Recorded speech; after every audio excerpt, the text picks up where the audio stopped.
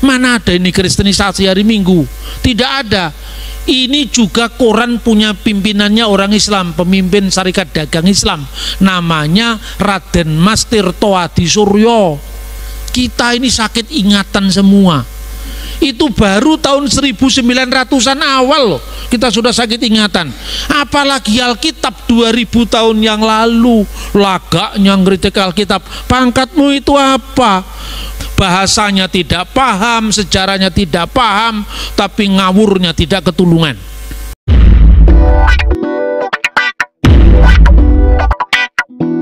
Shalom saudaraku yang dikasihi Tuhan. Pada kesempatan ini kita akan mendengarkan firman Tuhan melalui hamba-Nya.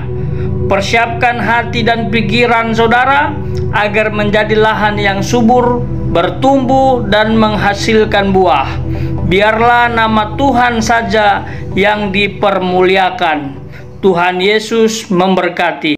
Saudara-saudara yang terkasih dalam Tuhan, itulah sebabnya di dalam Alkitab, meskipun manusia itu hanya berkat pertolongan Tuhan dia mampu mencapai keselamatan, namun bukan berarti manusia pasif. Manusia itu aktif. Karena itu tidak berarti kalau Tuhan menyelamatkan, itu artinya manusia tinggal menunggu. Tidak. Manusia juga aktif. Itulah sebabnya di dalam Alkitab jelas-jelas ditekankan. Misalnya di dalam surat Filipi pasal 2 ayat 12. Hai saudara-saudaraku yang kekasih, kamu senantiasa taat, karena itu tetap kerjakanlah keselamatanmu dalam takut dan gentar. Tetapi pada ayat 13, Allah lah yang mengerjakan itu di dalam kamu, baik kemauan maupun pekerjaan menurut kerelaannya. Jadi pada pihak Allah mengerjakan keselamatan kita, tetapi kita juga menanggapi dengan kerjakanlah keselamatanmu dalam takut dan gentar. Jadi ada yang mengajarkan sekali selamat tetap selamat. Itu tekad. Bukan berarti itu sesuatu yang sifatnya pasif, tidak. Sekali selamat tetap selamat itu seperti orang mengatakan sekali merdeka tetap merdeka. Itu tekad kita untuk mempertahankan kemerdekaan kita, tapi harus ada tentara, harus ada aparat negara, ada polisi, ya. Artinya apa? Ada yang menjaga keamanan, ada yang menjaga kedaulatan. Nah, seperti itu pula iman kita. Jadi setiap orang yang menerima Yesus itu dia sudah mendapatkan SIM S. SIM S itu surat untuk masuk surga. Tetapi apabila kita sembrono melakukan hal-hal yang bertentangan dengan kehendak Tuhan, kita bisa saja keselamatan itu hilang karena kita tidak mengerjakannya. Itulah sebabnya kita mesti menjaga keselamatan kita. Tapi itu bukan karena kemampuan kita. Manusia hanya, orang Kristen hanya bertekad berusaha semampunya, tetapi kemampuan itu bukan dari dia, kemampuan itu dari Tuhan. Itulah maknanya sehebat apapun kita, ada ketergantungan total kepada Allah. Jadi antara manusia dengan Allah itu hubungannya bukan dengan subjek dan objek, tapi subjek pertama yang memungkinkan manusia menerima keselamatan, dan subjek kedua yang aktif menanggapi itu karena penyerahan kepada Tuhan. Ketika bangsa Israel diselamatkan dari tanah Mesir, firman Tuhan mengatakan apa? Mengawali Asyeret Hadivarim, 10 perintah Allah yang dicatat di dalam Keluaran pasal 20. Akulah Tuhan Allahmu yang membawa engkau keluar dari tanah Mesir, dari tempat perbudakan. Nah, akulah Tuhan Allahmu yang membawa engkau. Tapi tidak berarti ini Israel itu pasif. Ini Israel, ini tanah Mesir, ini tanah perjanjian. Langsung dia pasif, Tuhan yang membawa begini, tidak jalan sendiri. Benar apa tidak? Maka ada kisah Keluaran. Ada bagaimana Israel bersungut-sungut di sana. Musa, kita mau dibawa kemana ini? Di Mesir kita tidak pernah kelaparan, sekalipun kita bangsa terjajah. Di Mesir sekalipun kita jadi budak, tapi tidak pernah kekurangan daging, makan, minum, buah-buahan. Tapi di padang gurun tidak ada apa-apa. Karena tegar tengkuknya Israel yang tidak berjiwa merdeka itu, maka Keluaran harus berjalan 40 tahun di padang gurun. Tapi segala dinamikanya Israel berjalan sendiri. Ketika dia mengandalkan kekuatan Tuhan, sampailah dia ke tanah perjanjian. Tuhan membimbing Israel, mengasihi Israel, dan mendahului Israel untuk melakukan keselamatan itu. Amin, saudara-saudara. Maka di situ ada peristiwa, ada dinamika, ada jatuh bangunnya iman. Maka orang Kristen tidak bisa bersifat fatalistik untuk keselamatannya. Orang Kristen mesti menjaga keselamatannya, tetapi Tuhanlah yang mengerjakan pemeliharaan itu. Kadang-kadang saudara-saudara, Alkitab itu ketika diterjemahkan dalam bahasa lain, itu bahasa lain itu memiliki keterbatasan. Kenapa? Karena ruang dan waktunya yang berbeda. Maka di situ terjadi perbedaan istilah-istilah. Misalnya, ya, kalau Anda pergi ke negara-negara Timur Tengah, di situ penghasil kurma. Kurma itu macam-macam jenisnya. Kalau di Indonesia kita cuma mengatakan itu kurma.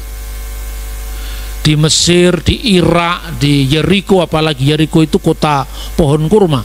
Itu kurma beragam, bermacam-macam jumlahnya. Dan mereka bisa punya nama sendiri. Kurma yang sudah masak namanya apa, kurma yang mentah namanya apa, belum jenisnya. Mayang-mayang kurma itu sendiri ada namanya. Itu di Timur Tengah. Tapi ketika di Timur Tengah bukan penghasil nasi, cuma punya satu kata untuk nasi, beras, padi, cuma satu kata, yaitu rus. Orang Inggris menyebut rice, bahasa Arabnya rus, ya kan? Di Indonesia tidak, karena kita penghasil nasi. Kalau masih mentah namanya padi, kalau sudah mateng namanya nasi. Kalau apa namanya bahasa Jawa itu, sisa-sisanya nasi yang ditumbuk itu namanya menir. Tapi kalau nasi dikeringkan lalu dimasak lagi namanya karak. Kenapa kita punya berjenis-jenis? Karena kita penghasil nasi. Nah, dalam Alkitab pun juga seperti itu. Kalau Anda melihat, jangankan sampai di luar batas Timur Tengah, sesama Timur Tengah aja bisa beda. Contoh sekarang, Mesir itu penghasil pohon khusus yang namanya papirus. Papirus itu beruas-ruas seperti tebu, ya, tapi itu tanaman yang tumbuh di air, atasnya segitiga seperti gambarnya sinar matahari. Itu bahannya kertas. Menulis Alkitab sebelum ditemukan yang namanya kertas modern ini. Maka dari kata papirus menjadi kata paper. Papirus itu dikuliti, kulitnya itu dibuat bahan tas, bahkan dibuat kapal. Makanya kalau Anda baca dalam Alkitab, ada kapal-kapal dari pandan. Itu bukan pandan sungguhan, pandan itu untuk dawet kalau di Indonesia, pengharum dawet, ya kan? Itu aslinya pohon gumi, bahasa aslinya Ibrani itu gumi. Orang Israel yang tidak mengenal papirus, dia cuma tahu satu kata, yaitu gumi. Tapi kalau di Mesir yang punya pohon papirus, kulitnya yang dibuat tas, dibuat peti, itu namanya ada sendiri. Ketika jadi kertas namanya ada sendiri. ketika dibuat kapal ada sendiri. Itulah maka mayat bayinya Nabi Musa dilarung di sungai Nil dengan peti papirus. Karena kita tidak punya pohon papirus, kita terjemahkan peti pandan. Dalam Alkitab Keluaran itu, papirus itu baunya ditakuti buaya. Itulah sebabnya ketika bayi Musa dilarung di sungai Nil dengan peti papirus, buaya tidak berani mendekat. Tapi kalau pandan mungkin buayanya malah datang karena makan jenang dawet. Bener nggak? Ini keterbatasan bahasa. Keterjemahan bahasa ini bukan salahnya penerjemah. Karena itu Alkitab direvisi terjemahannya, bukan teks aslinya direvisi. Maka saudara-saudara membaca Alkitab itu memang ya tidak mudah. Nah, kemudian prinsip Tuhan yang mengasihi, dan kasih itu pada hakikatnya memberi. Maka pemberian itulah yang ditekankan Tuhan, yaitu kasih karunia. Artinya apa? Kasih itu potensi dalam diri. Kasih karunia itu kasih yang mengaruniakan, kasih yang memberi. Bahasa Yunaninya charis. Kasih yang memberi itu, kasih itu bukan sekedar saya punya potensi mengasihi, itu kasih. Tapi ketika kasih itu dinyatakan dalam wujud pemberian tanpa pamrih, itu namanya kasih karunia. Maka kasih karunia Tuhan Yesus dan kasih Allah. Allah itu kasih. Tetapi Yesus, melalui Yesus, kasih itu diwujud nyatakan dengan memberikan dirinya sendiri. 1 Yohanes pasal 4 ayat 10. Inilah kasih itu, bukan kita yang telah mengasihi Allah, tetapi Allah yang telah mengasihi kita dan yang telah mengutus anaknya sebagai perdamaian bagi dosa-dosa kita. Inilah kasih yang memberi. Saudara-saudara, makanya manusia itu memang bukan sekedar bertindak pasif akan kasih Tuhan. Ayat itu masih diteruskan, karena itu kita harus saling mengasihi dan seterusnya. Itu adalah balasan kita atas kasih yang adalah bukan sekedar inisiatif Tuhan, tapi inisiatif yang diwujud nyatakan dalam pemberian konkret. Makanya ketika bahasa itu diterjemahkan, kadang-kadang tidak ada yang persis sama. Misalnya teks yang tadi dibaca sebagai permulaan dari 10 perintah Tuhan, itu bahasa aslinya Anoki Adonai Eloheka, aku inilah Tuhan Eloheka, Elohimmu, sembahanmu, Allahmu. Asher Hosetika, Asher seperti, Hosetika Asher yang, Hosetika yang membawa engkau.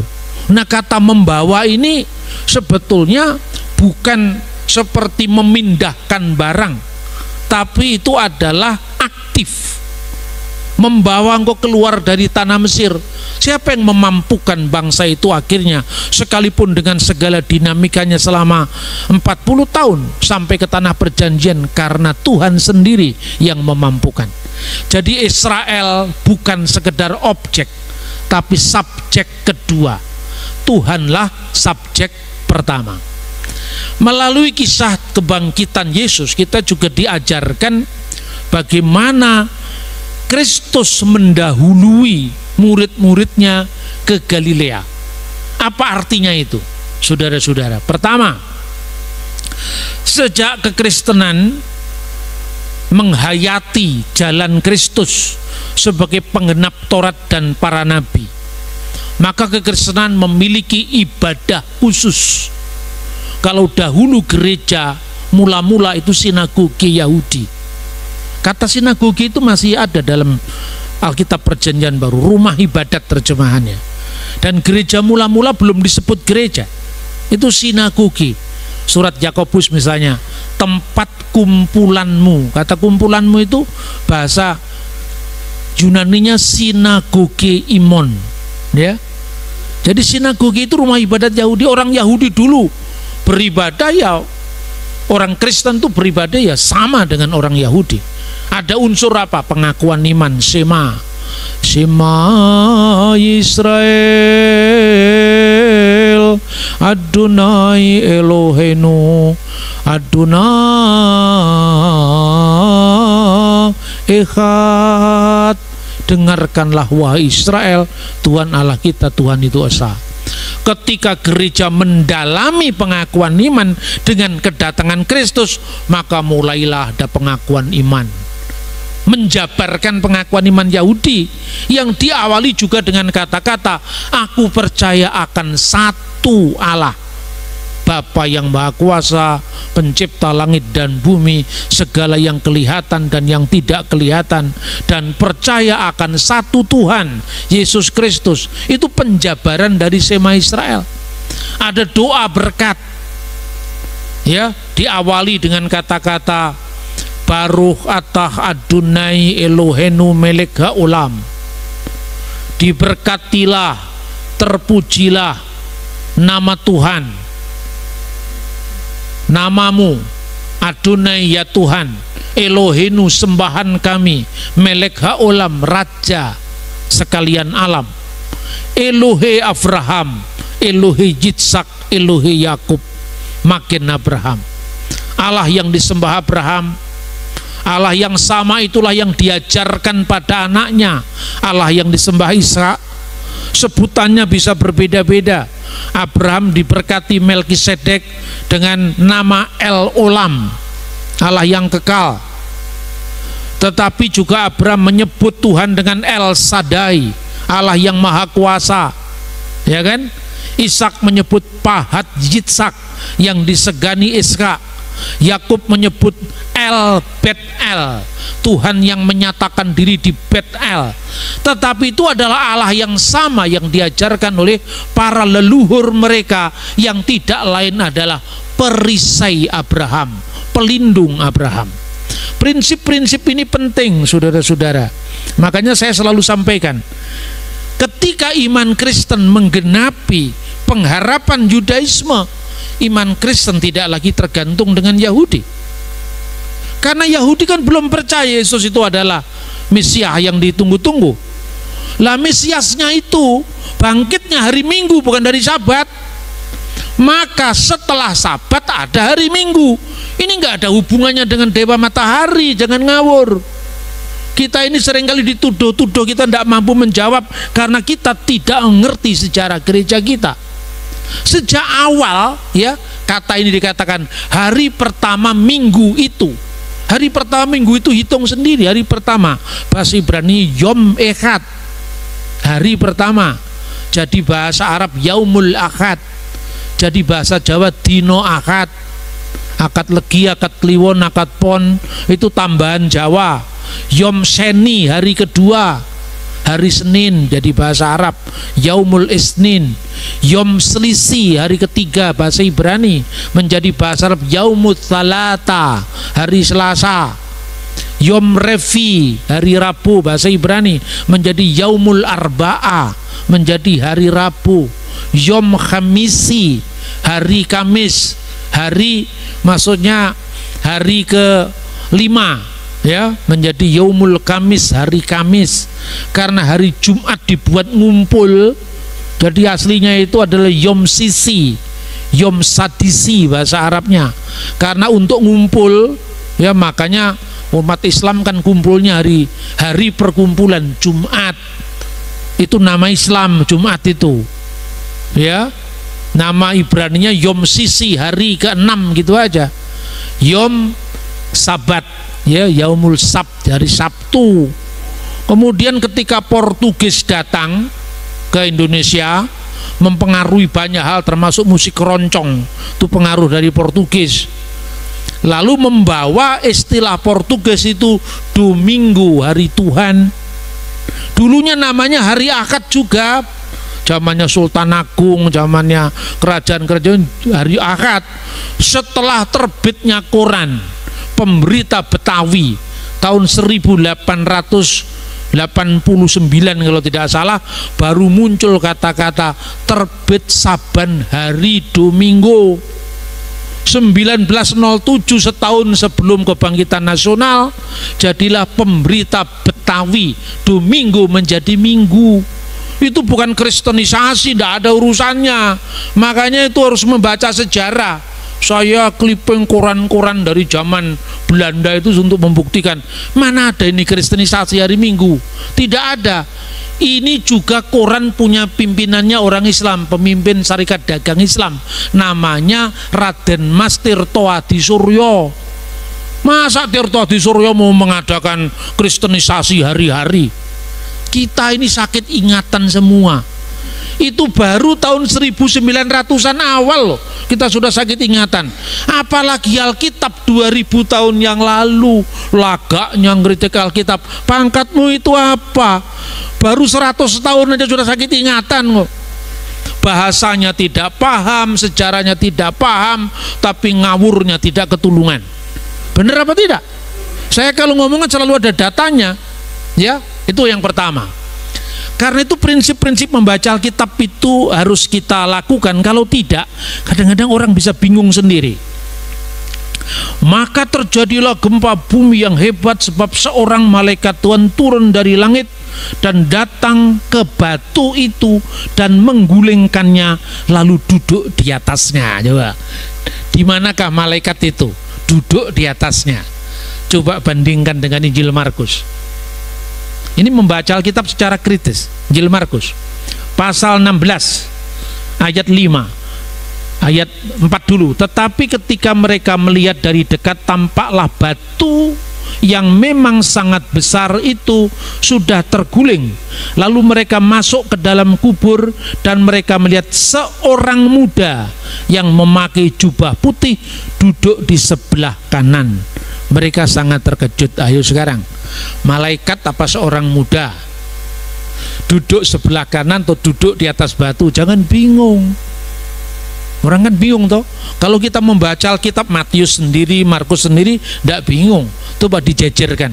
Matius pasal 28 tadi dengan Markus 16, bingung. Alkitab saling bertentangan. Kemudian besoknya mu'alaf. Karena mainnya kurang jauh. Maka kalau saya khotbah kelihatannya sulit, dengarkan saja, lama-lama kan ngerti. Dulu juga begitu, Pak Bambang kalau khotbah jangan sulit-sulit. Kalau nggak mau sulit, saya nggak mau datang. Karena apa? Saya sadar bahwa umat Tuhan itu sudah harus waktunya makan makanan yang keras. Karena tantangannya di luar itu lebih cepat daripada apa yang kita pikirkan. Orang kalau ke gerejanya cari kenyamanan, ngapain? Orang pergi ke Gunung Kawi juga cari pesugihan yang nyaman, cari kekayaan. Mengikut Kristus itu juga harus memikul salibnya, membaca tanda-tanda zaman. Kalau ke depan anak-anak kita jangan mengalami lost generation karena kurang pengajaran, umatku binasa karena kurang pengetahuan. Saudara-saudara, makanya dalam membaca Alkitab yang begini tidak usah bingung. Yang dikatakan Markus itu yang dilihat oleh para wanita itu. Jadi malaikatnya itu dilihat seperti seorang muda berpakaian putih. Malaikat itu kenapa pakaiannya selalu putih, tidak pernah pakai baju batik seperti saya? Itu di luar kitab suci kalau itu ngomongnya, ya toh? Tapi intinya itu yang dilihat dalam pengalaman rohani mereka. Jadi mereka tidak menyebut malaikat, tapi bukan berarti itu bukan malaikat. Karena teksnya selanjutnya jelas-jelas bahwa orang muda yang berpakaian putih tadi dalam waktu yang singkat bisa meninggalkan mereka. Itu tidak ada makhluk seperti itu kalau bukan makhluk surgawi kan. Lalu duduk di sebelah kanan atau duduk di atas batu atau di sebelah kanan. Nah, saudara-saudara, yang menghadapi begini itu saya langsung bagaimana caranya ya mengajar kitab suci dengan cara yang mudah dipahami tetapi tuntas. Lalu saya sampaikan ada beberapa metode. Pertama, kalau di dalam teks terjemahan tidak jelas, kita mesti membaca teks asli. Tetapi tidak berarti kalau teks asli sudah selesai, nggak bisa. Konteksnya seperti apa? Jadi teks dan konteks asli kitab suci. Dari segi teks dan konteksnya, mau di otak-atik seperti apapun, memang ini beda. Satunya di atas batu, satunya duduk di sebelah kanan. Sama, teks aslinya nggak bisa di otak-atik lagi. Berarti harus dicari di luar itu, yaitu konteksnya apa. Setelah konteks, ya, zamannya 2000 tahun yang lalu dengan sekarang, Israel dengan Indonesia itu beda budaya. Bukan hanya beda bahasa, beda budaya, termasuk bentuk kuburannya. Nah, inilah kita masuk studi sejarah dan arkeologi. Kenapa, saudara-saudara? Zamannya Yesus, orang mati itu dikafani. Tapi bukan berarti kalau sekarang pakai jas bertentangan dengan iman Kristen. Ini bukan inti beritanya, ini kebudayaannya, ya kan? Jadi setelah dikafani, mayat itu ditaruh di sebuah cerukan seperti gua, karena memang model tanahnya tidak seperti sekarang di Indonesia. Orang mati ditanam, enggak, ditaruh di gua, lalu digulingkan batu besar untuk menutupi gua itu. Itu yang namanya Gilgal. Batu besar itu biasanya bulat, ya, menutupi itu. Karena Gilgal itu tujuannya untuk apa? Sampai nanti kalau mayat itu tinggal tulang belulang, maka keluarganya mengambil tulang-tulangnya tadi. Tradisi ini yang juga dilakukan untuk Yusuf. Maka tulang-tulangnya dibawa pulang ke tanah Israel, kan? Nah, tulang-tulang itu untuk apa? Bukan untuk disembah, jangan nuduh lagi, keliru lagi nanti. Budayanya beda. Orang menghormati leluhur zaman itu seperti itu. Karena untuk menutup misalnya bau yang kurang sedap, setelah 2-3 hari maka dibuatlah rempah-rempah. Nah, kalau di Indonesia rempah-rempah dibuat jamu. Rempah-rempah itu juga dalam kaitan dengan bagaimana merawat jenazah. Ketika perempuan itu datang merempah-rempahi, ya kan, dia melihat batu itu sudah terguling. Nah, kira-kira kalau batunya terguling ke sebelah kanan, kan ini batu, terus malaikat datang menggulingkan, digulingkannya ke sebelah kanan. Habis itu malaikatnya duduk di atas batu yang digulingkan sebelah kanan tadi. Sama apa tidak? Nah, itu jawabannya arkeologi dan sejarah. Polemikus-polemikus yang sekedar mengadu ayat itu tidak bisa, karena mereka hanya menerapkan ilmu mengadu jangkrik, jadi mengadu ayat. Jadi orang Kristen itu rata-rata memang cerdas. Karena apa? Karena cara membaca Alkitab itu multidimensi. Jadi teks dan konteks asli. Tapi Kristen juga sadar, kalau ditunggu sampai semua ahli, kapan ke gerejanya? Maka ada panduan praktis. Biarlah mereka yang mendalami Alkitab lebih dalam masuk ke seminari atau ke sekolah teologi, supaya beritanya sampai. Kalau nunggu orang pintar kan beritanya nggak sampai, saudara-saudara, ya. Jadi yang pertama teks dan konteks asli kitab suci. Yang kedua sejarah. Kalau sejarah, saudara-saudara, sejarah itu kan siapa yang mencatat? Kalau yang mencatat itu orang yang tidak percaya, kira-kira bagaimana? Makanya orang Kristen kadang-kadang membaca sejarah, ya sejarah, tapi siapa yang mencatat sejarah ini? Misalnya yang nyatet sejarah itu bukan orang Kristen, tapi sejarawan Yahudi, orang Yunani, orang Romawi yang tidak percaya Yesus itu Tuhan. Tidak terpengaruh kalau hanya untuk menyatakan Yesus disalib apa tidak. Itu pasti jawabannya seragam. Yesus pasti disalib, ora usah maca Alkitab, Yesus juga disalib. Inilah makna sejarah. Makanya orang itu marah-marah ke saya, ngajak debat saya, ayo Pak kita berdebat, Yesus disalib apa tidak? Loh, apa yang diperdebatkan? Dasarnya apa? Dasarnya Alkitab dan Al-Quran. Nggak mau saya. Lah kenapa? Kalau saya baca Alkitab, kamu nggak percaya Alkitab. Kalau saya baca Quran, saya juga nggak percaya Quran. Itu kan jadi pertengkaran. Itu metodologinya salah, saya bilang. Hanya untuk memastikan apa? Yesus disalib atau tidak, baca sejarah di luar Alkitab.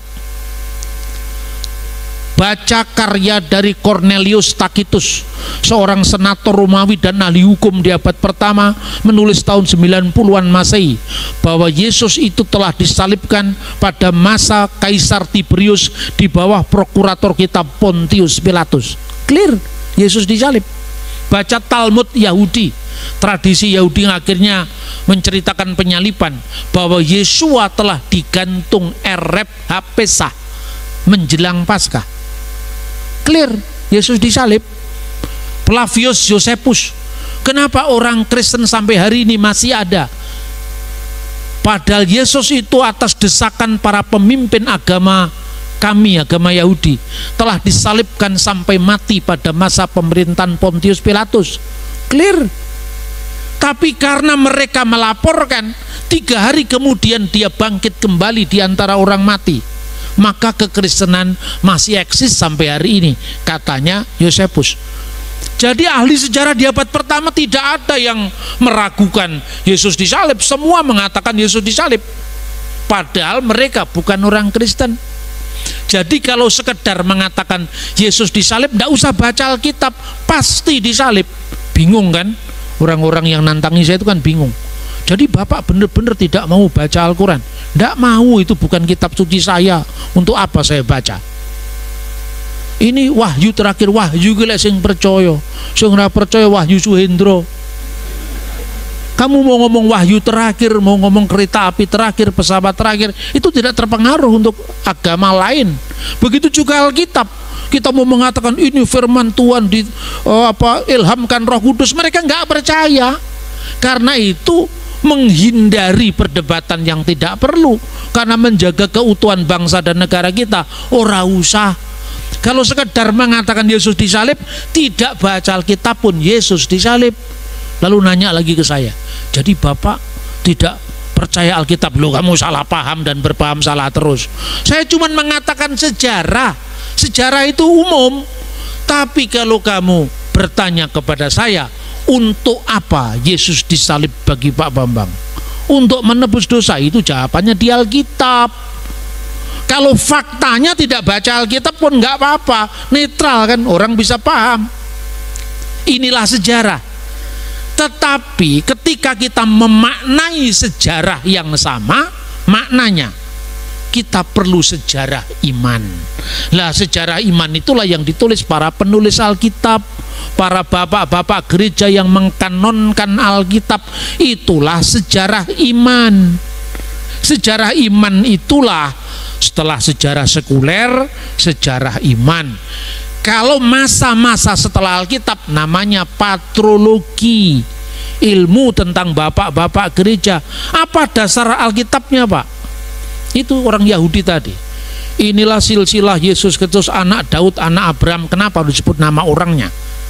Karena Yesus menggenapi keturunan Daud dari Yehuda adalah keturunan Abraham, menggenapi firman Tuhan. Kenapa orang Yahudi berdoa Allah Abraham, Allah Ishak, Allah Yakub? Karena Allah yang diajarkan oleh Yakub adalah Allah yang sama yang diajarkan oleh bapaknya Yakub, namanya Ishak, adalah Allah yang sama yang diajarkan bapaknya Ishak, namanya Abraham. Ada kesinambungan ajaran. Nah, pertanyaannya sekarang, kalau orang Batak misalnya kakek moyangnya namanya Hutagalung atau Sitorus atau Sitepu, hubungannya dengan Israel apa? Kalau orang Jawa Suro Menggolo, hubungannya dengan Abraham ada nggak langsung? Tidak ada. Makanya dari leluhur secara fisik menjadi leluhur secara iman. Sejarah tidak bisa terputus. Kalau sejarah terputus, itu para pemalsu itu akan mengganggu gereja terus menerus. Yesus baru jadi Tuhan tahun 325. Lah, itu karena sejarah terputus. Kita tidak tahu bagaimana setelah Alkitab. Yohanes punya murid namanya siapa, murid dari muridnya Yohanes namanya siapa, sampai munculnya gereja.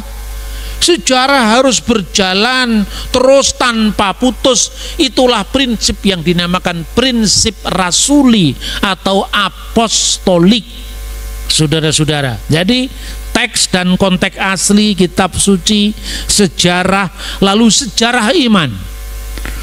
Lalu berikutnya lagi, apa berikutnya? Bahwa bahasa rohani itu beda dengan bahasa duniawi.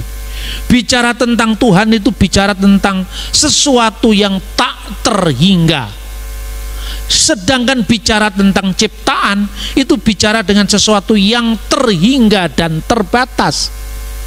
Karena itu membaca sejarah Tuhan harus dengan sejarah iman yang tidak lain meta historis, metafisik, di atas fisik, di atas yang kelihatan. Jatuh contoh dengan mengatakan bahwa murid-murid Yesus dikatakan dia akan mendahului. Jangan takut kamu mencari Yesus orang Nazaret yang disalibkan, ia telah bangkit, ia tidak ada di sini, lihatlah inilah tempat mereka membangkitkan dia. Tapi sekarang pergilah, katakanlah kepada murid-muridnya dan kepada Petrus, ia mendahului kamu ke Galilea. Di sana kamu akan melihat dia seperti yang sudah dikatakannya kepada kamu. Markus pasal 16 ayat 6 dan 7. Jadi dia tidak ada di sini, dia sudah bangkit. Anda pahami secara logika fisik? Tidak bisa, karena apa? Kebangkitan itu hal yang supranatural. Kebangkitan itu hal yang sifatnya rohani, bukan jasmani. Sama dengan orang mengatakan orang Kristen itu imannya tidak masuk akal karena percaya dengan Bapa, Putra dan Roh Kudus Allah yang esa. Padahal katanya 1 tambah 1 tambah 1 sama dengan 3. Ya gitu aja Kristennya minder, langsung mualaf. Kok gampang sekali minder kamu, nak? Belajarlah yang mendalam. Siapa yang nyuruh kamu menjumlahkan itu siapa? Coba kamu kalikan. 1 kali 1 kali 1 sama dengan berapa? Tetap 1. Kalaupun kamu harus menjumlahkan, Yesus bicara tentang firman Allah yang menjadi manusia, firman Allah yang adalah Allah. Bicara tentang Allah sendiri itu bicara yang tak terhingga, bicara yang tak terbatas. Jadi kalaupun Anda menambahkan itu, tak terbatas tambah tak terbatas tambah tak terbatas, tak terhingga tambah tak terhingga tambah tak terhingga, ada berapa? Tetap tak terhingga. Inilah yang namanya logika metafisik, bukan logika yang terikat oleh ruang, terikat oleh waktu. Tapi Tuhan itu tidak terikat dengan ruang dan waktu. Nah, contoh yang berikut, pada mulanya adalah firman, dan firman itu bersama-sama dengan Allah, dan firman itu adalah Allah, kata orang saksi Yehova.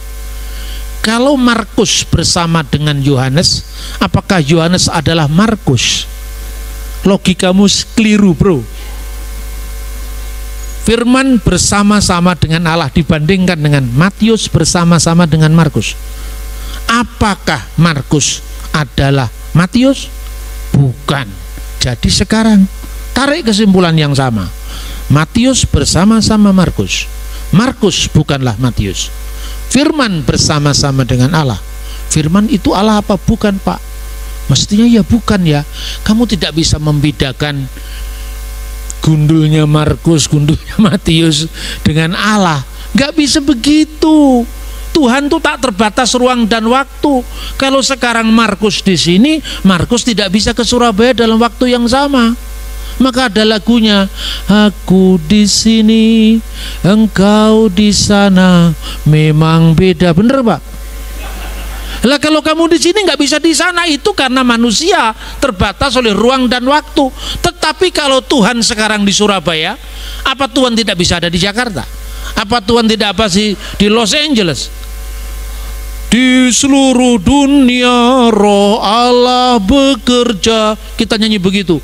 Di seluruh dunia seperti Nabi bersabda. Anda bikin KKR, Tuhan, kami di sini sudah hadir lebih dari 200 orang, melebihi syarat yang Engkau minta. 2-3 orang berkumpul, Yesus akan hadir. Mana Tuhan bukti kehadiran-Mu? Tidak pernah seorang pun mengatakan. Pendetanya berkata, saudara-saudara, jikalau engkau percaya, jikalau engkau beriman pada firman-Nya, Dia ada di sini. Benar nggak? Tapi orang tidak satu pun yang orang beriman mengatakan, mana? Dilihat kursi kanan, kursi kiri. Tidak begitu kan? Itulah membedakan kehadiran Tuhan dengan kehadiran Pak D. Jokowi. Beda, saudara-saudara. Maka kalau dikatakan Matius bersama Markus, Markus bukan Matius. Sekarang, kalau rohmu bersama kamu, apa rohmu bukan bagian dari kamu? Bagian dari kita. Karena roh itu hal yang sifatnya metafisik, ya kan? Sesuatu yang bersifat non fisik itu tidak bisa dijumlah, tidak bisa dikurangi. Kira-kira ketika ada seorang pemuda melamar anak kita yang gadis, betapa besar cinta saya terhadap putrinya Bapak, jadi izinkanlah saya menikah. Ditimbang dulu berapa besar cintamu terhadap anak saya. Hanya orang yang gila yang mau menimbang cinta kasih.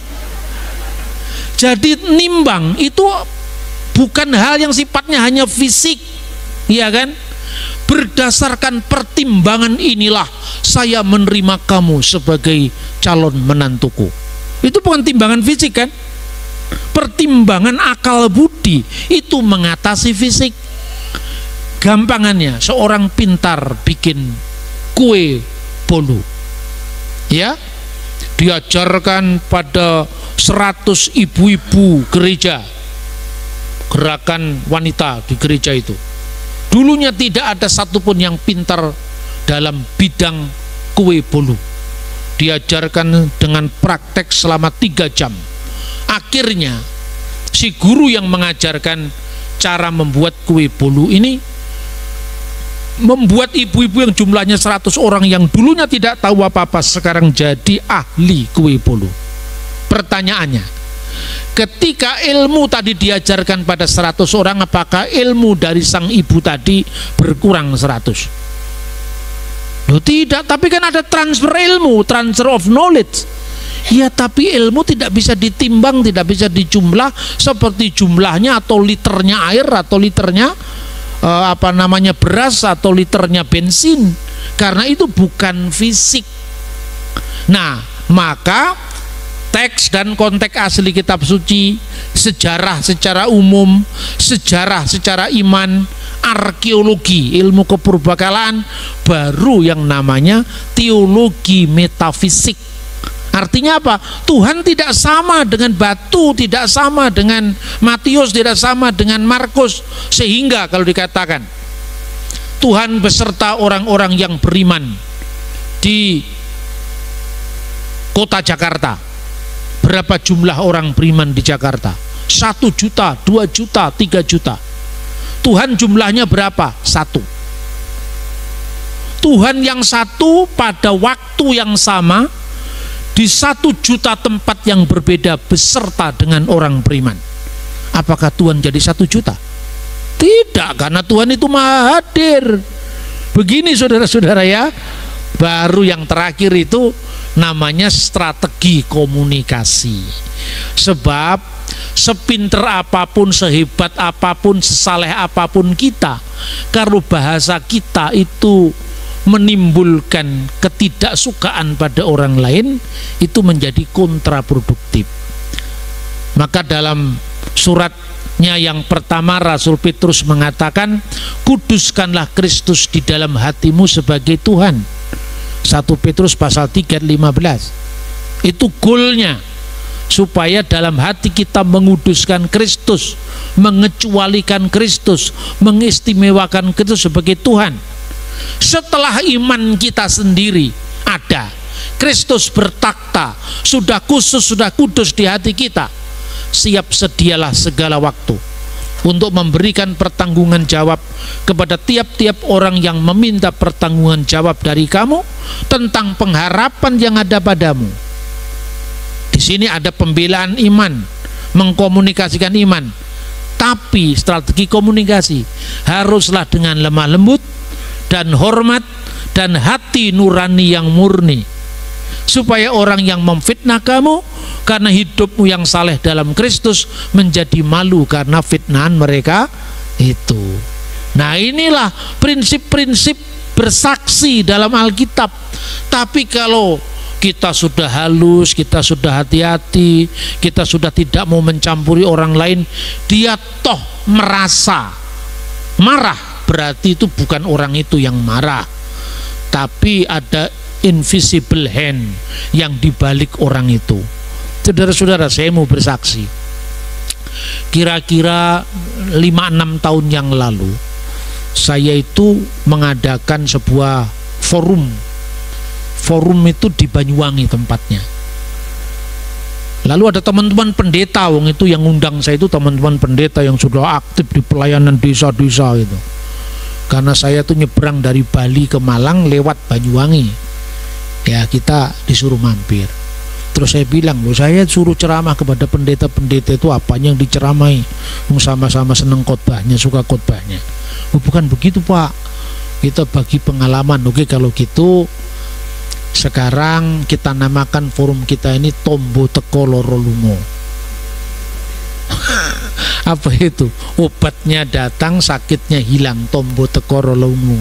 Karena hati yang gembira adalah obat. Datang seneng, pokoknya ya sekedar dikasih nama aja, ya kan? Terus saya bilang, wah ini kalau ngundang saya ini berat loh itu. Apa syaratnya? Apa Pak syaratnya? Ada 2 syaratnya. Pertama, dulu zaman nabi-nabi makanannya kambing. Jadi kambing itu makanan para nabi.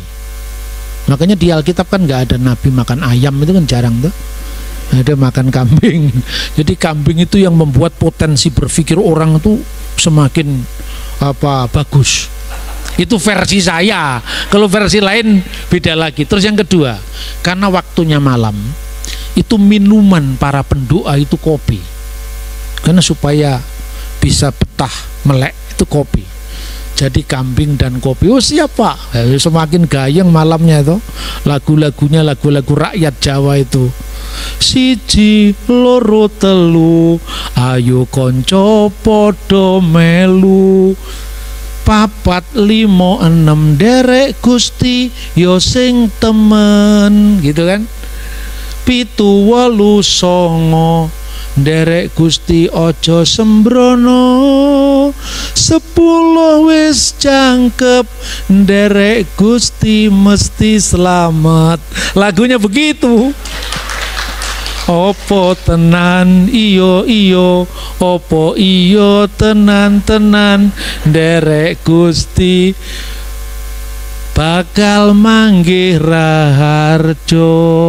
Sambung, matur nuwun, matur nuwun. Pokoknya lagu yang gayeng, tahu nggak gayeng, asik, tanpa ada beban. Nah akhirnya kemudian diskusi, tanya jawab. Kita ini sudah hati-hati Pak. Kita ini sudah berusaha sekuat mungkin tidak menyakiti orang lain. Ini kan setelah itu kan era YouTube kan. YouTube itu kan era hujat menghujat. Jadi perbedaan gitu aja langsung ini. Seneng sekali rasanya kalau membodoh-bodohkan orang. Seneng rasanya sekali kalau nyesat-nyesatkan orang itu kan. Ini era YouTube. YouTube bisa ditumpangi oleh setan, saudara-saudara. Karena kalau Anda suka marah di YouTube, berarti frekuensinya sama dengan frekuensi setan. Setan itu hanya tidak bisa masuk orang yang hatinya penuh kasih, wajahnya penuh senyum. Setan nggak bisa masuk. Kalau wajahmu mulai cemberut, hati-hati, mendung, lalu itu setan mulai masuk. Terus saya bilang begini, ya, kalau suatu saat dunia itu mereaksi iman kita kan, suatu saat orang membenci kamu, maka kamu harus introspeksi diri. Apakah yang membuat orang membenci saya? Jangan-jangan ada kesalahan kita dalam komunikasi, jangan-jangan ada kesalahan kita dalam berinteraksi dengan orang lain. Maka ketika kita menyadari kesalahan kita, dan teman kita yang tidak suka dengan kita ternyata juga punya kesalahan terhadap kita, clear, selesai. Tapi akan tiba waktunya orang membenci kamu tanpa alasan. Nah, ketika tiba saat orang membenci kamu tanpa alasan, ingatlah firman Tuhan. Dunia membenci Yesus tanpa alasan. Karena tanpa alasan, untuk apa kita mencari alasan? Untuk apa kita mencari siapa yang salah? Memang tidak ada yang salah. Dia mungkin tidak salah, dia hanya dipakai oleh si setan. Kita pun juga tidak salah. Karena apa? Kita tidak pernah merasa menyakiti dia. Tapi itu bukan urusanmu lagi, karena dia yang punya alasan dengan Tuhan. Kalau itu kita lakukan, pelayanan kita tidak akan jadi batu sandungan bagi orang lain. Jadi ingat, ketika pelayanan kita sudah mulai berdampak bagi orang lain, ada dunia kegelapan yang pasti akan mencekal kita. Satu jiwa bertobat, ya, dilepaskan dari setan, 7 yang lebih ekstrim akan datang kembali. Maka diperlukan benteng iman. Gereja itu bukan sekedar intellectual exercise. Kalau kita sudah pintar bersaksi, kita sudah pintar berkhotbah, itu sudah selesai. Jangan-jangan ada tawaran-tawaran dari si gelap itu dengan mengatakan, woi kamu hebat, kamu luar biasa. Orang bisa jatuh karena sanjungan terhadap diri kita. Dan frekuensi yang sama dengan frekuensinya si jahat itu yang membuat kita gagal di dalam melayani dan mengiring Tuhan. Lalu saudara-saudara, terakhir, kembali orang mau mempertentangkan ayat-ayat Alkitab dengan metode ini, clear saya kira. Itu hasil permenungan saya, saudara-saudara. Dari pelayanan selama 20 tahun saya berinteraksi dengan agama-agama lain, di forum-forum kebangsaan lintas agama, di forum-forum Islam. Kenapa ya saya sudah hati-hati, tetap aja orang tidak suka sama saya. Saya sudah sangat halus loh, menurut saya. Menurut saya loh, jangan-jangan saya belum halus itu lain lagi. Tapi saya sedapat mungkin, sebisa mungkin belajar untuk lemah lembut, hormat, dan dengan hati nurani yang murni. Tapi kok orang tidak suka sama saya. Suatu saat saya diundang oleh MPR RI. Saya sebagai narasumber dari 4 pilar MPR, ya, Bhinneka Tunggal Ika. Saya tidak ngomong gereja sama sekali. Saya tidak ngomong Injil sama sekali. Saya tidak ngomong Kristus sama sekali. Itu forumnya MPR. Anda tahu ketika itu diunggah jadi tayangan YouTube, komentar-komentarnya itu intinya, hei Bambang Nursena, sepinter apapun engkau masih menyembah manusia jadi Tuhan. Tuhan berkolor, macam-macam kata-kata yang kotor. Padahal saya tidak pernah menyakiti mereka. Mungkin dalam pikiran mereka, kenapa di forum terhormat seperti MPR harus si Bambang yang bicara, bukan yang lain. Mereka tidak rela itu. Mungkin mereka lebih suka kalau saya dikooptasi, dibatasi oleh gereja tertentu, umat tertentu. Kalaupun gereja tertentu, Pak Bambang tidak usah ngomong di gereja Katolik, tidak usah ngomong di gereja lain-lain. Saya tidak mau, karena bagi saya Injil itu adalah berita untuk segala orang, segala suku, segala bangsa, dan apalagi sejarah gereja. Saya tidak mau terbatas oleh sekat-sekat itu. Orang tidak suka, mungkin karena itu, ya. Lalu saya coba bagaimana memahami pola pikir mereka, memahami keberatan mereka. Salah satunya misalnya kalau membaca teks. Dan ini banyak orang sendiri terpengaruh. Itulah sebabnya metode ini harus saya perkenalkan. Itu kira-kira saya sebut sebagai Sat Saka. Sat itu adalah 6, Saka itu adalah pilar. Yaitu tadi, teks dan konteks asli kitab suci, sejarah, arkeologi, patrologi sejarah iman, ya, teologi metafisika, dan yang terakhir strategi komunikasi yang baik. Saya berharap dengan cara ini orang bisa memahami, meminimalisir penentangan terhadap kita. Kalau orang mau mencari-cari terlalu banyak, coba lihat amanat agung dalam Injil Matius. Jelas-jelas dikatakan Yesus pergi ke bukit Galilea. Lalu Yesus mengatakan, pergilah kamu, jadikanlah semua bangsa muridku. Tapi Markus tidak ngomong apa-apa. Nah, kita sudah bingung. Padahal ayat-ayat yang tadi kita baca, dia akan mendahului kamu ke Galilea, ya kan? Jadi Markus pun mengatakan mereka pergi ke Galilea dan Yesus akan bertemu di situ. Injil diawali dari Galilea, diakhiri dari Galilea. Kenapa? Nah, kita tidak boleh dengan jalan pikiran sendiri, tapi jalan pikiran Tuhan. Terakhir kita baca Injil Matius pasal 4. Injil Matius pasal 4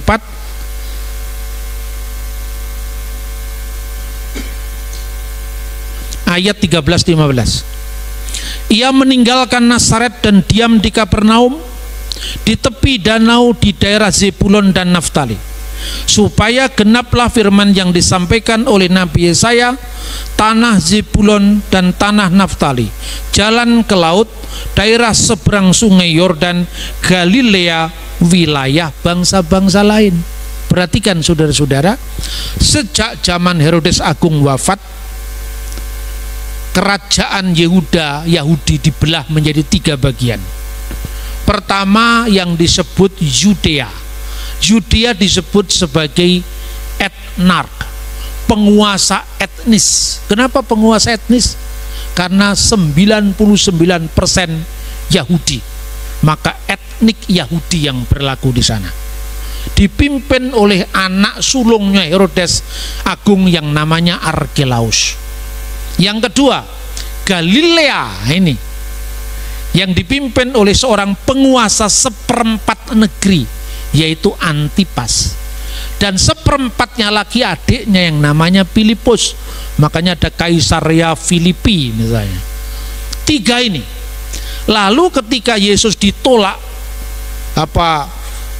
di Yerusalem, dia pergi ke Nazaret supaya genaplah firman Tuhan melalui nabi. Zebulon, Naftali dan seterusnya, jalan ke laut, seberang sungai Yordan, Galilea, wilayah bangsa-bangsa. Ini ketentuan Tuhan. Makanya Yesus mengajar khotbah di atas bukit. Di mana? Di bukit Galilea. Apa pertimbangannya? Di situ bangsa-bangsa lain berkumpul. Kalau di Yerusalem hanya etnik Yahudi, padahal pesannya jadikanlah pantata etnis semua bangsa. Dan taman mininya dunia saat itu di wilayah Israel adalah Galilea, wilayah bangsa-bangsa. Diawali pengajarannya di Galilea dan akhirnya perintah agung juga diberikan di Galilea. Jadikanlah semua bangsa muridku.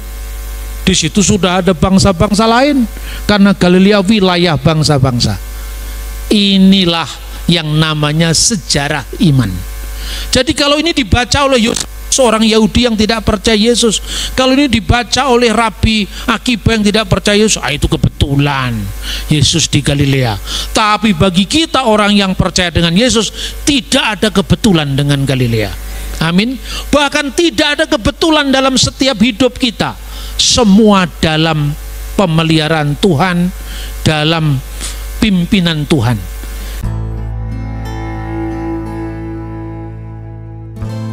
Terima kasih saudaraku sudah mendengarkan penjelasan hambanya Bapak Dr. Bambang Norsena.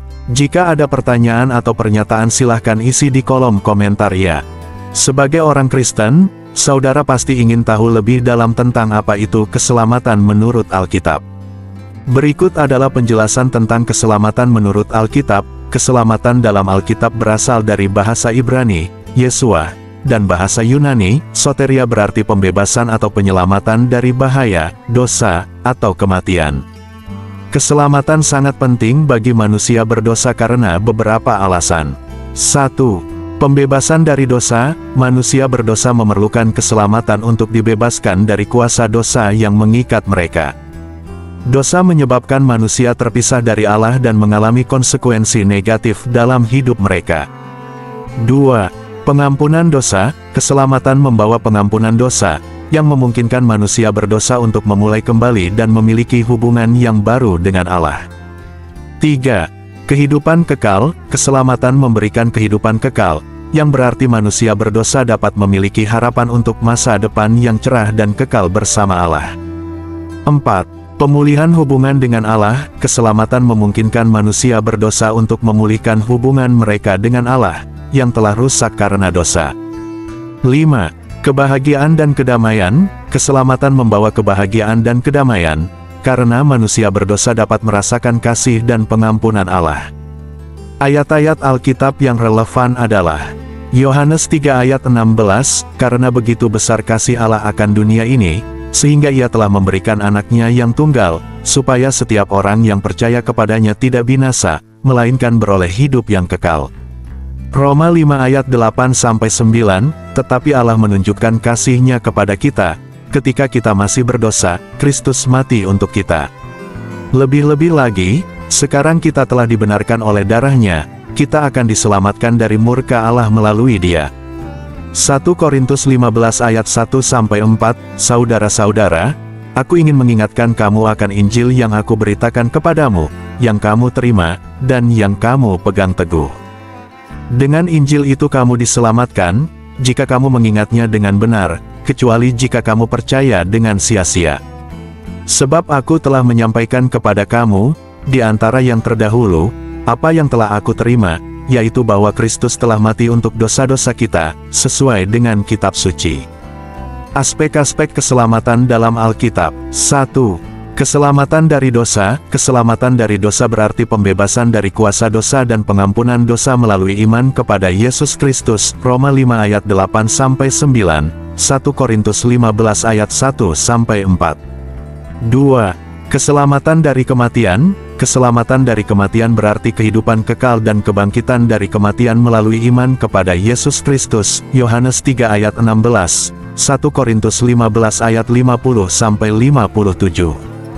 3. Keselamatan dari kuasa iblis. Keselamatan dari kuasa iblis berarti pembebasan dari kuasa kegelapan dan pengaruh iblis melalui iman kepada Yesus Kristus. Kolose 1 ayat 13-14, Efesus 6 ayat 10-18.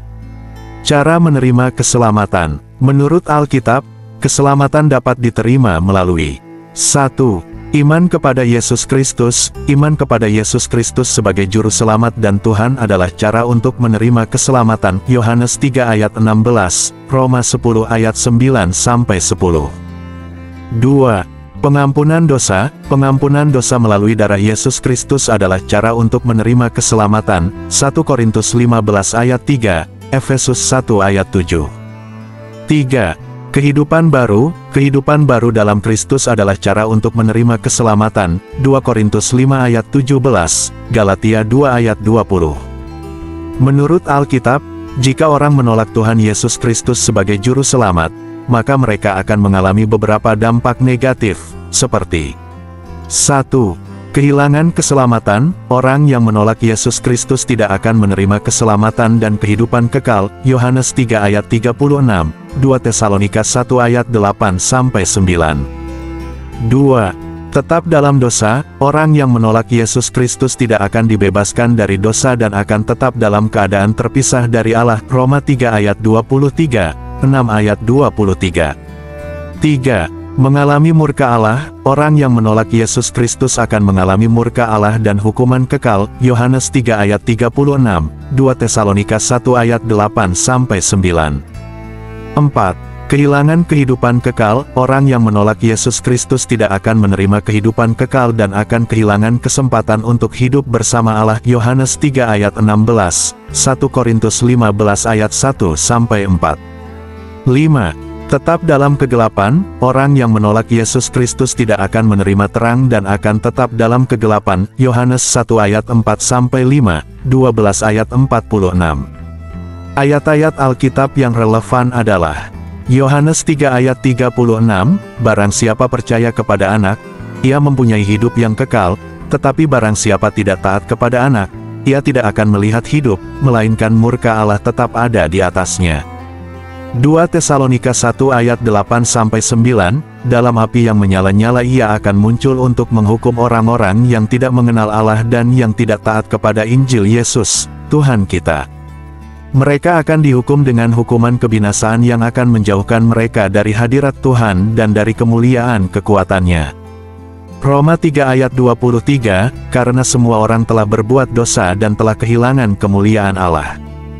Yohanes 1 ayat 4-5, dalam Dia ada hidup dan hidup itu adalah terang manusia. Terang itu bercahaya di dalam kegelapan dan kegelapan itu tidak menguasainya.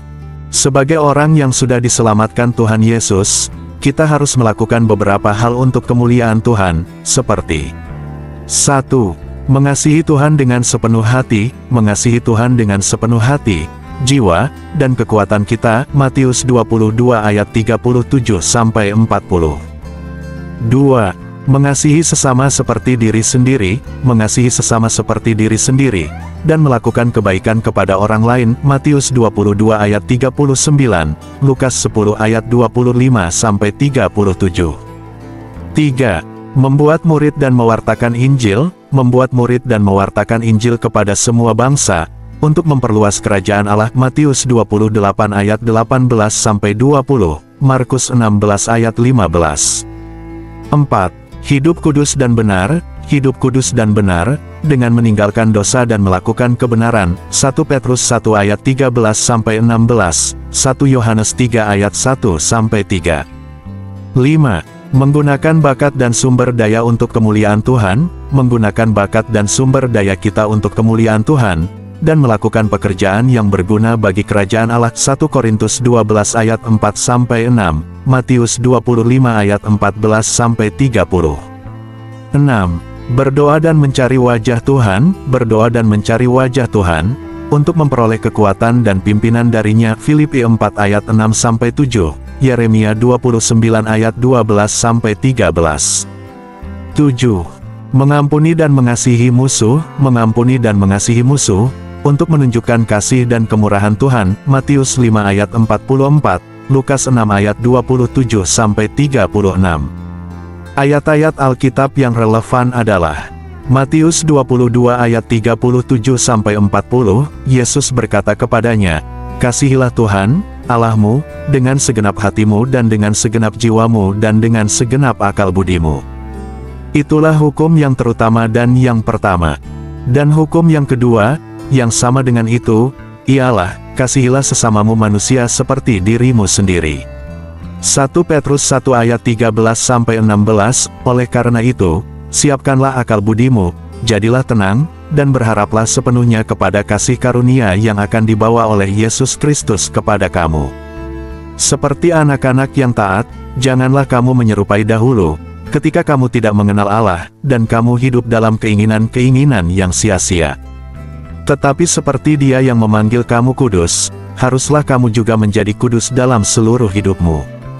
Matius 28 ayat 18-20, Yesus mendekati mereka dan berkata, "Kepadaku telah diberikan segala kuasa di sorga dan di bumi. Karena itu, pergilah, jadikanlah semua bangsa muridku dan baptislah mereka dalam nama Bapa dan Anak dan Roh Kudus, dan ajarlah mereka melakukan segala sesuatu yang telah kuperintahkan kepadamu. Dan ketahuilah, aku menyertai kamu senantiasa sampai kepada akhir zaman." Menurut Alkitab, Tuhan telah menyediakan beberapa mahkota bagi orang yang sudah diselamatkan dan melayaninya, seperti 1. Mahkota kehidupan. Mahkota kehidupan adalah mahkota yang diberikan kepada orang yang sudah diselamatkan dan melayani Tuhan dengan setia, Yakobus 1 ayat 12, Wahyu 2 ayat 10. 2. Mahkota kebenaran. Mahkota kebenaran adalah mahkota yang diberikan kepada orang yang sudah diselamatkan dan melayani Tuhan dengan kebenaran dan kesetiaan, 2 Timotius 4 ayat 8. 3. Mahkota kemuliaan. Mahkota kemuliaan adalah mahkota yang diberikan kepada orang yang sudah diselamatkan dan melayani Tuhan dengan kemuliaan dan kehormatan, 1 Petrus 5 ayat 4. 4. Mahkota keadilan. Mahkota keadilan adalah mahkota yang diberikan kepada orang yang sudah diselamatkan dan melayani Tuhan dengan keadilan dan kebenaran, 2 Timotius 4 ayat 8. 5. Mahkota kemenangan. mahkota kemenangan adalah mahkota yang diberikan kepada orang yang sudah diselamatkan dan melayani Tuhan dengan kemenangan dan kekuatan. 1 Korintus 9 ayat 25. Iblis adalah musuh utama orang percaya dan selalu berusaha untuk menjatuhkan mereka ke dalam dosa. Berikut beberapa strategi yang digunakan iblis untuk menjatuhkan orang percaya. 1. Menghasut dan menipu. Iblis menggunakan hasutan dan tipu muslihat untuk membuat orang percaya meragukan iman mereka dan melakukan dosa. 2 Korintus 11 ayat 3, Efesus 6 ayat 11. 2. Menggunakan kekuatan duniawi. Iblis menggunakan kekuatan duniawi seperti kekayaan, kekuasaan, dan kesenangan untuk membuat orang percaya tergoda dan melakukan dosa. 1 Yohanes 2 ayat 15-17, Matius 4 ayat 8-10. 3. Menggunakan orang lain. Iblis menggunakan orang lain untuk menjatuhkan orang percaya, seperti melalui pengaruh buruk, kritik, atau fitnah. Matius 16 ayat 21-23, 2 Korintus 11 ayat 26. 4. Menggunakan rasa takut dan keraguan. Iblis menggunakan rasa takut dan keraguan untuk membuat orang percaya meragukan iman mereka dan melakukan dosa. Ibrani 11 ayat 1, Markus 4 ayat 40. 5. Menggunakan kebiasaan buruk. Iblis menggunakan kebiasaan buruk untuk menjatuhkan orang percaya, seperti kebiasaan berbohong, berzina, atau berjudi. 1 Korintus 6 ayat 18-20, Efesus 4 ayat 22-24. 6. Menggunakan waktu dan kesempatan. Iblis menggunakan waktu dan kesempatan untuk menjatuhkan orang percaya, seperti pada saat-saat kesulitan atau kelemahan. Efesus 6 ayat 10-18, 1 Petrus 5 ayat 8-9. Yang menjadi pertanyaannya adalah, bagaimana menghindari strategi iblis? Untuk menghindari strategi iblis, orang percaya harus mengenal firman Tuhan dan menghayatinya dalam kehidupan sehari-hari. Berdoa dan mencari wajah Tuhan secara teratur. Menggunakan perlengkapan rohani seperti perisai iman, pedang roh, dan sepatu Injil. Mengembangkan kehidupan rohani yang sehat melalui kegiatan seperti beribadah, berdoa, dan membaca firman Tuhan. Mencari pertolongan dari orang lain seperti teman, keluarga, atau pemimpin rohani. Untuk terlepas dari iblis, kita harus melakukan beberapa hal berikut. 1. Mengenal firman Tuhan. Membaca, mempelajari, dan menghayati firman Tuhan dapat membantu kita memahami rencana Tuhan dan mengenali strategi iblis. 2 Timotius 3 ayat 16-17, Efesus 6 ayat 17. 2. Berdoa dan mencari wajah Tuhan. Berdoa dan mencari wajah Tuhan secara teratur dapat membantu kita memperoleh kekuatan dan pimpinan dari Tuhan. Filipi 4 ayat 6-7, Yeremia 29 ayat 12-13. 3. Menggunakan perlengkapan rohani. Menggunakan perlengkapan rohani seperti perisai iman, pedang roh, dan sepatu Injil dapat membantu kita melawan serangan iblis. Efesus 6 ayat 10-18. 4. Mengembangkan kehidupan rohani yang sehat. Mengembangkan kehidupan rohani yang sehat melalui kegiatan seperti beribadah, berdoa, dan membaca firman Tuhan dapat membantu kita tetap dekat dengan Tuhan. Yohanes 15 ayat 1-8, 1 Petrus 2 ayat 2-3. 5. Mencari pertolongan dari orang lain. Mencari pertolongan dari orang lain seperti teman, keluarga, atau pemimpin rohani dapat membantu kita tidak terjebak dalam perangkap iblis. Galatia 6 ayat 2. 6. Mengakui dan meninggalkan dosa. Mengakui dan meninggalkan dosa dapat membantu kita terlepas dari kuasa iblis. 1 Yohanes 1 ayat 9. 7. Mengisi diri dengan Roh Kudus. Mengisi diri dengan Roh Kudus dapat membantu kita memiliki kekuatan dan pimpinan dari Tuhan. Efesus 5 ayat 18, Kisah Para Rasul 1 ayat 8. Ayat-ayat Alkitab yang relevan adalah Efesus 6 ayat 10-18, akhirnya, kuatkanlah dirimu dalam Tuhan dan dalam kekuatan-kekuatannya. Kenakanlah seluruh perlengkapan senjata Allah, supaya kamu dapat bertahan melawan tipu muslihat iblis. 1 Petrus 5 ayat 8-9, sadarlah dan berjaga-jagalah. Lawanmu, si iblis, berjalan keliling sama seperti singa yang mengaum-aum dan mencari orang yang dapat ditelannya. Lawanlah dia dengan iman yang teguh. Yakobus 4 ayat 7-8, karena itu, tunduklah kepada Allah, tetapi lawanlah iblis, maka ia akan melarikan diri dari kamu. Mendekatlah kepada Allah, maka ia akan mendekat kepada kamu. Demikianlah yang dapat saya tambahkan dalam kesempatan ini. Yuk ambil keputusan sekarang. Buka hatimu saudaraku, terima Yesus Kristus sebagai Tuhan dan Juru Selamat satu-satunya. Karena tidak ada seseorang pun yang dapat diselamatkan tanpa Juru Selamat. Di luar Yesus semua samar-samar, tidak ada kepastian. Pilihlah yang pasti saudara, dan yang pasti hanyalah Tuhan Yesus Kristus. Saya berdoa buat saudara semua agar mendapat anugerah keselamatan dan disertai dalam segala hal. Diberkati melimpah-limpah. Tuhan Yesus memberkati.